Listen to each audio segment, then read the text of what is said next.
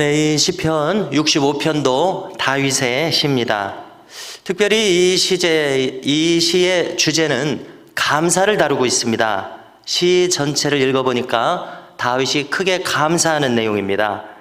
다윗이 무엇을 감사했는지 함께 살펴보겠습니다. 자, 우선 우리가 생각할 것은 감사를 왜 합니까? 아무것도 내 손에 떨어진 것이 없는데 감사하는 사람은 없을 것입니다. 무엇인가 내 손에 주어졌기 때문에 감사하는 것입니다. 자, 그러면 어떤 사람들은 반문할 수가 있습니다. 저에게는 아무것도 주시지 않았습니다. 그러니 무엇이 감사하겠습니까?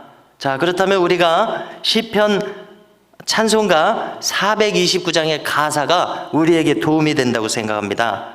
자, 제가 잠시 찬송을 부르면요, 세상 모든 풍파 너를 흔들어 약한 마음 낙심하게 될 때에 내려주신 주의 복을 세어라, 주의 크신 복을 내가 알리라 하고 계속 찬송을 하고 있습니다.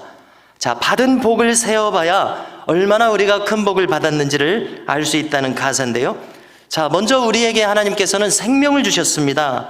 이것이 어찌 적은 것이겠습니까? 건강을 주셨습니다. 숨 쉴 공기와 먹을 것을 주셨습니다.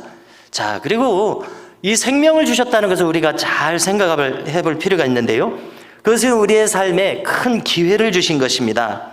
왜냐하면 하나님의 영광을 위해서 살아갈 시간을 주셨기 때문에 큰 기회를 주셨다는 이야기입니다. 얼마나 감사합니까? 가만히 같이 한번 생각해 보실 때요, 자, 믿는 자의 시간과 불신자의 시간은 그 가치가 천지 차이로 다르다는 것을 우리가 생각해 볼 수가 있습니다. 자, 왜 그렇습니까? 불신자들의 시간은 우리가 로마서 앞부분을 보니까 하나님께서 하나님의 진노를 계속 쌓아가는 시간들입니다. 그들이 영원토록 받을 형벌을 쌓아가는 시간들입니다. 그러나 믿는 자들은 하늘 영광을 위해서 쌓아갈 시간들이 우리 앞에 놓여져 있다는 사실입니다. 옳지 않습니까? 그렇기 때문에 똑같은 시간이라도 이 시간의 가치는 너무나도 천지 차이로 다르고 있습니다. 그렇기 때문에 우리가 무엇이 감사한가 생각할 때 우리에게 주어진 앞에 있는 시간들, 이 기회를 부여받았다는 것이 너무나 감사한 것입니다. 구원받았을 뿐만이 아니라 상급을 쌓을 수 있는 시간, 성경에 기록된 수많은 면류관을 받도록 우리가 충성할 수 있는 기회의 시간을 부여받았다는 사실입니다. 그러므로 우리는 살아있는 자체가 얼마나 감사한지 모른다는 것입니다. 자, 이제 오늘 시편에 있는 다윗의 감사 제목이 크게 세 가지로 있는데요, 그 감사의 제목들을 한번 살펴보겠는데요, 첫 번째로 다윗은 자기가 경건의 길을 가게 하신 것을 감사하고 있습니다. 1절을 보니까 시온에서 찬송하겠다고 하죠.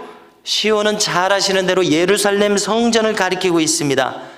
내가 마음껏 예배할 수 있는 이 성전에서 가장 높은 찬송을 드릴 수 있다는 것, 그리고 또 서원을 갚겠다 이렇게 이야기하고 있습니다. 자, 이 서원은 여러 가지 세세한 서원이 있겠습니다. 사람들마다 각각 다른 서원이 있겠지만 그것을 요약하자면 어떤 서원이 되겠습니까?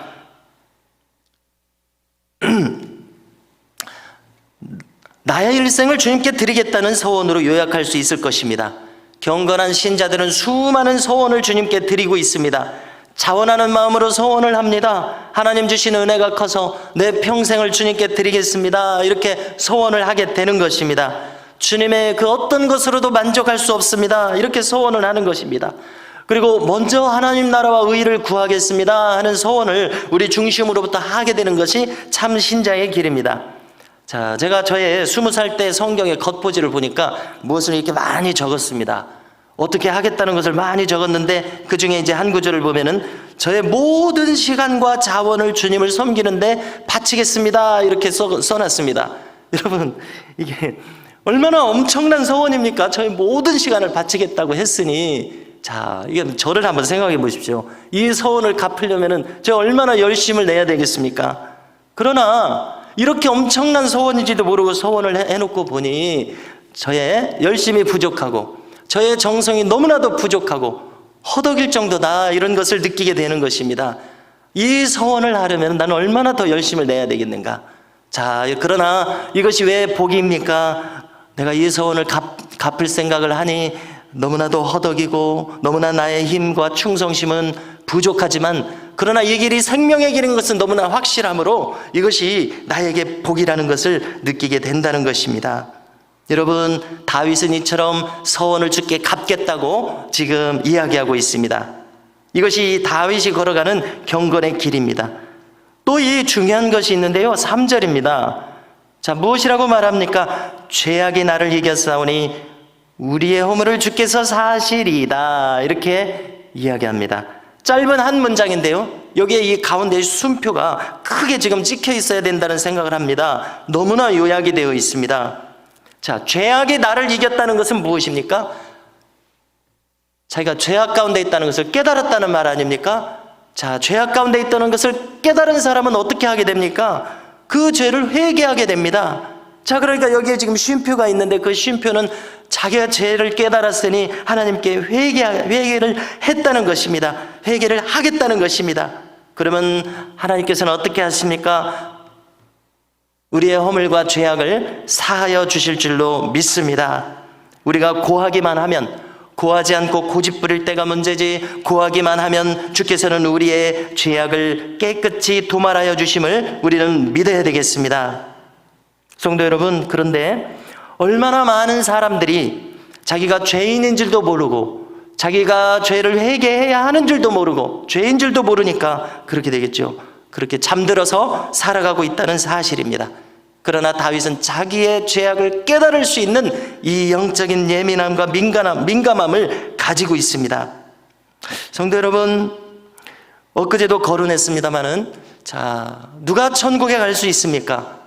간단한 이치입니다마는 지옥에서 뉘우칠 회개를 이 지상에서 한 사람이 천국에 가는 것입니다. 그렇지 않습니까? 지옥에서 수많은 사람들이 부르짖습니다. 살려달라고 부르짖습니다.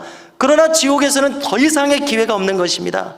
지옥에서 뉘우치고 회개할 회개를 이 지상에서 한 사람, 그래서 이미 돌이킨 사람, 그 사람이 바로 천국길을 걸어가는 사람인 줄로 믿습니다. 주님께 애원하며 심중 깊숙한 죄악을 회개하는 은총이 우리 모두에게 임하기를 간절히 소망합니다. 이렇게 깊이 회개하는 사람은 이제 비로소 하나님의 사하심의 음성과 위로를 듣게 될 줄로 믿습니다. 내가 너의 죄악과 허물을 사하노라.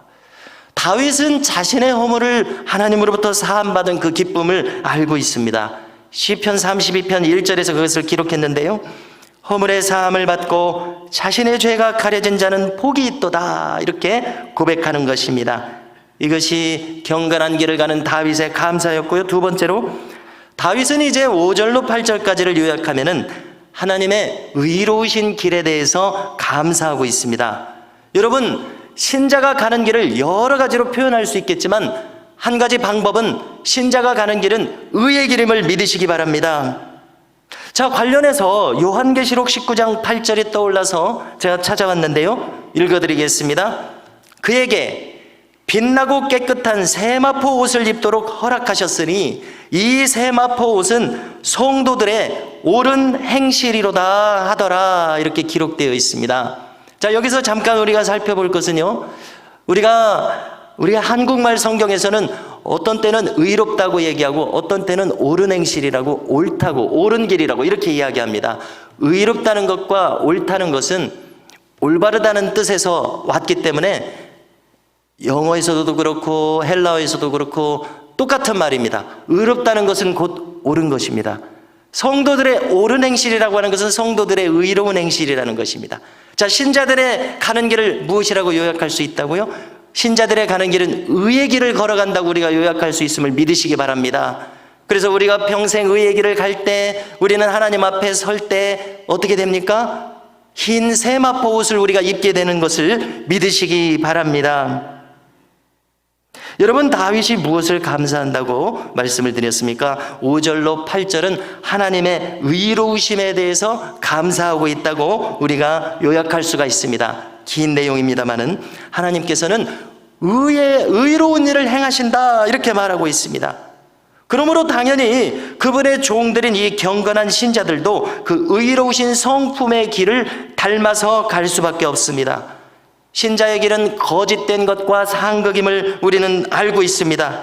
우리가 하나님의 성품을 닮으면 닮을수록 거짓에 대한 민감한, 마치 본능적으로 분별하는 것과 같은 분별력이 생기는 줄로 믿습니다. 거짓 근처에는 가기 싫은 성품이 우리 안에 생기는 것입니다. 이것이 바로 의로우신 하나님의 길을 가는 참된 성도들의 길이라고 믿습니다. 그러므로 우리는 더욱 힘을 내서 더욱 열심히 성도의 옳은 길을 가서 그 옳은 행실로서 우리에게 영적으로 빛나고 깨끗한 세마포 옷을 입도록 허락받는 놀라운 은총을 우리가 입어야 될 줄로 믿습니다. 자, 세 번째 감사를 이제 간단히 살펴보려고 하는데요. 9절로 13절입니다. 마지막 절까지입니다. 자, 이 부분을 읽게 되면 마치 추수감사절을 지내는 것과 같은 느낌이 듭니다. 하나님께서 베풀어 주신 모든 것, 씨를 뿌리게 하시고 물을 주시고 햇빛을 주셔서 자라게 하셔서 열매를 맺게 하시는 이 모든 것을 여기에 기록하고 있습니다. 열매 맺게 하신 모든 것에 대해서 넘치는 감사를 기록합니다. 성도 여러분, 실로 참된 신자는 받는 자가 더 받는 원리가 그에게 이루어짐을 우리는 믿어야 되겠습니다. 여러분, 성도의 길, 참된 신자의 길은 잘되기 시작해서 점점 잘되는 길임을 믿으시기 바랍니다. 영육간에 잘되기 시작해서 점점 잘돼서 영적으로 더 이상 잘될 수 없을 정도로 잘되는 그 길을 우리가 가고 있다는 사실입니다. 그래서 우리 안에 있는 기쁨이 점점 증가되고 점점 확대되고 점점 주체할 수 없는 그런 감사와 기쁨과 영광스러운 삶의 길을 가는 것이 신자의 길인 것을 우리는 믿어야 되겠습니다. 반대로 정체된 사람이 있습니다. 쟁기를 잡고 뒤를 돌아보는 사람이 있습니다. 히브리서 10장 39절을 보니까 뒤로 물러가 침륜에 빠지는 자가 되지 않아야 된다고 이야기를 합니다. 침륜이라는 말이 어려워서 찾아봤습니다. 물에 빠진다는 뜻입니다. 뒤로 물러가서 물에 빠져버리는 사람이 되어서는 안 된다고 이야기합니다. 퇴보하는 사람이 되어서는 안 된다고 합니다. 자, 달란트 비유를 통해서 주님이 뭐라고 얘기하십니까? 자기가 있는 줄로 생각하는 것까지 빼앗기는 자가 된다고 이야기를 합니다. 이처럼 성경은 받는 자가 더 많이 받아 누리는 것을 이야기하고 있습니다. 우리가 9절 중간을 보니까 하나님의 강에 물이 가득하다 이렇게 이야기합니다. 여러분, 내가 서 있는 강이 나의 강이 아니라 하나님의 강이 되는 역사가 있는 줄로 믿습니다.